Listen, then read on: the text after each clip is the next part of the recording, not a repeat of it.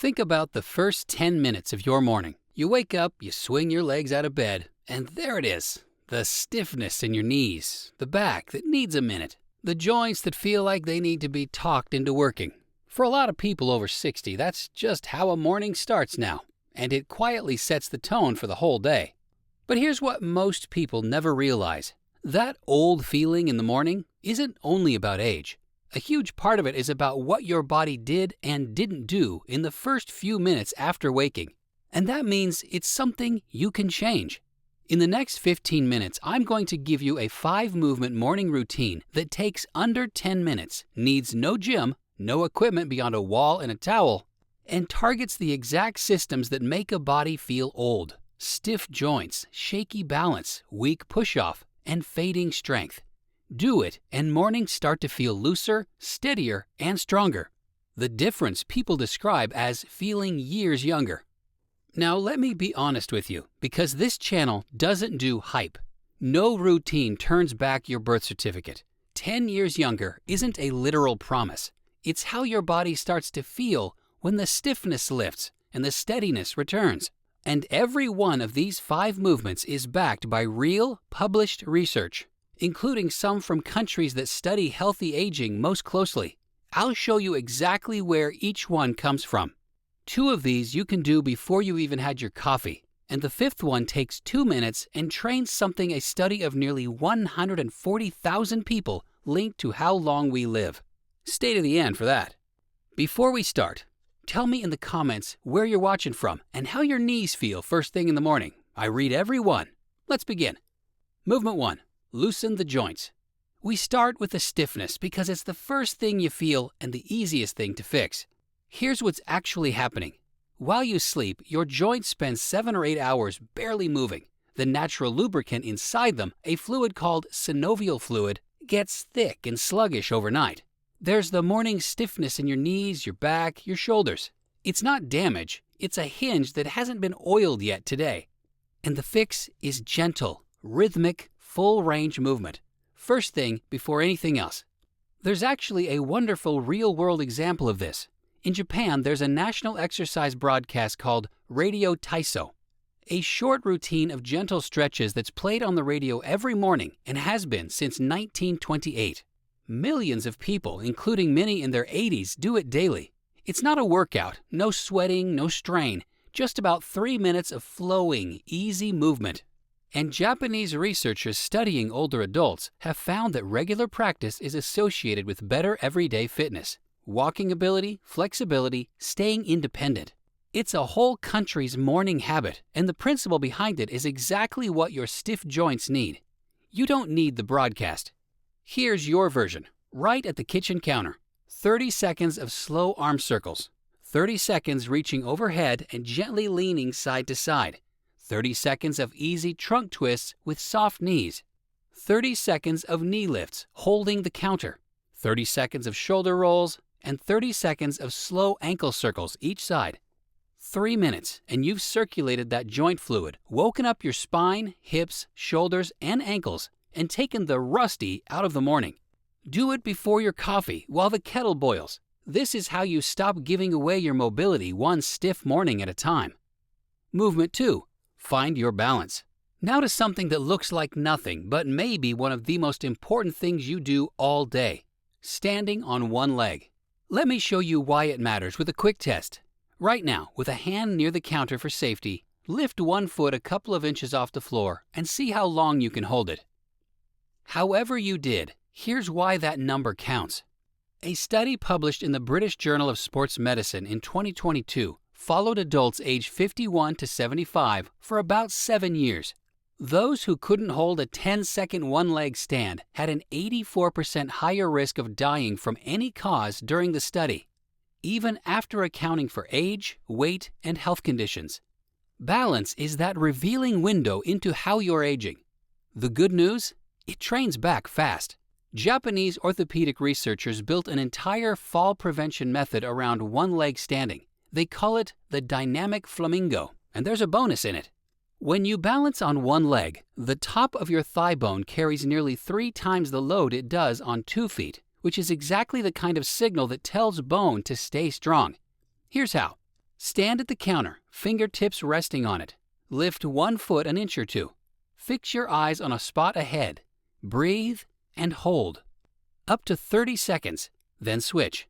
If you can only manage 5 seconds, that's your starting line, and it grows quickly. Do it while you brush your teeth, and you've turned a daily habit into balance training. Steadier on your feet means fewer stumbles, and stumbles, not illness, are what most often cost older adults their independence. Movement 3. Walk smarter. The third movement happens the moment you step outside, and it turns an ordinary walk into something far more powerful. You've been told walking is enough.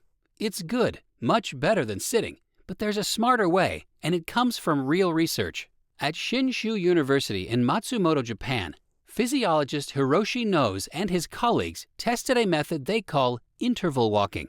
The recipe is simple. 3 minutes of walking briskly, fast enough that talking takes a bit of effort, then 3 minutes easy to recover. Repeat 5 times. About 30 minutes, a few days a week.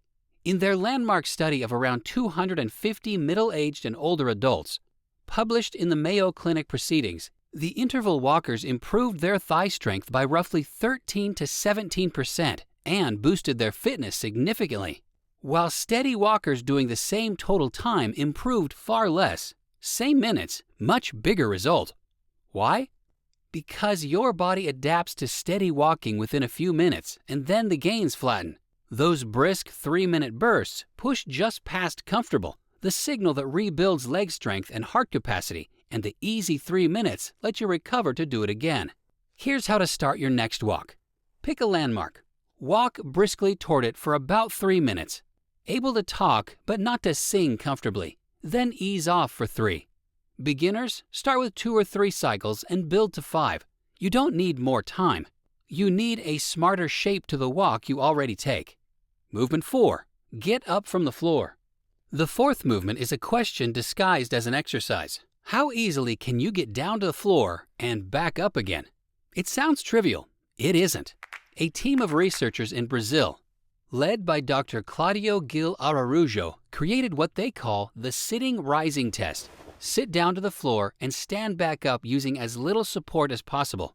They tested more than 2,000 adults aged 51 to 80 and followed them for years.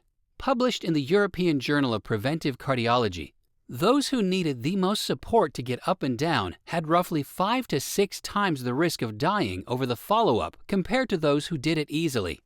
And in 2025, the same team confirmed it again in an even bigger study. Over 4,000 people tracked more than 12 years. Why is one movement so revealing? Because getting off the floor without your hands demands everything at once. Leg strength, hip flexibility, core stability, balance, coordination, and if any one of those fades, it shows. But here's the hopeful part. The test is also the training. Every time you practice it, you rebuild exactly what it measures. Here's how, safely. Practice next to a sturdy chair or sofa, on carpet. Lower yourself in stages, hands on the chair down to one knee, then to the other, then onto your bottom. Rest. Then reverse it back up. 2 or 3 of those once a day. Over the weeks, use the chair less and your own legs more, because the day you can't get up from the floor is the day the floor becomes dangerous. And this keeps that day far in the future. Movement 5. The 2-minute grip. And now we have the one I promised. The 2-minute movement tied to how long we live. Between 2003 and 2009, a global study called PURE tracked nearly 140,000 adults across 17 countries. One measurement stood out. Published in The Lancet in 2015, every 5-kilogram drop in grip strength was linked to a 16% higher risk of death from any cause. And grip predicted dying more strongly than blood pressure did. Your grip, the strength in your hands and forearms. To be clear about why grip isn't magic in itself, it's a window.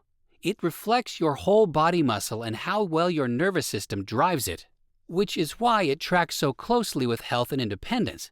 And unlike a lot of things, it's easy to train at home in minutes. Here's the movement, and it's an old bit of everyday know-how. Wringing a towel. Take a hand towel, roll it lengthwise, hold it out in front of you at chest height, one hand on each end. Now wring it. Twist your hands in opposite directions like you're squeezing out water and hold that squeeze for 5 seconds. Release. Reverse the twist. That's 1 cycle. Do it for 1 minute in the morning and 1 at night. You'll feel your forearms immediately, and if you keep gentle tension while turning your shoulders slightly, your upper back and core join in. 2 minutes a day, a towel you already own, training the single measurement a study of 140,000 people flagged as one of the loudest signals of how we age. So there's your morning, start to finish. 3 minutes of gentle joint movement to lift the stiffness. 1 leg balance while you brush your teeth, interval walking when you head out, floor sit to stand a few times a day, and 2 minutes with a towel morning and night. Under 10 minutes of actual effort, and every piece backed by real research. 3 quick safety promises. First, keep a hand near something solid for the balance and floor work. A counter, a sturdy chair, a wall. Always. Second, gentle effort and a light stretch are good. Sharp pain in a joint is a stop sign, not a challenge. Ease off. Third, if you have osteoporosis, a joint replacement, recent falls, dizziness, or any condition affecting your legs or balance, show these to your doctor or a physiotherapist before starting. They'll almost certainly be glad you're moving. Just let them tailor it to you. So come back to that stiff, heavy morning we started with. It felt like age, but so much of it is just a body that hasn't been given its first few minutes of movement. The joints unoiled, the balance unwoken, the muscles unmasked. Give it those minutes and mornings change. The knees loosen, the feet feel steadier, the walk gets stronger, and underneath it all, you're training the exact things: balance, leg strength, grip, the ability to get off the floor that the research ties to aging well and staying independent. That's what 10 years younger really means, not the calendar, the way you move through your day. Start tomorrow morning with just the first one, 3 minutes of gentle movement before your coffee. That's the whole beginning. Tell me in the comments, how did you do on the 10-second balance test, and which movement will you start with tomorrow? I read every single comment. And if this helped, subscribing keeps these research-backed videos coming for people over 60 who want the truth, not the hype. Move with purpose today. I'll see you in the next one.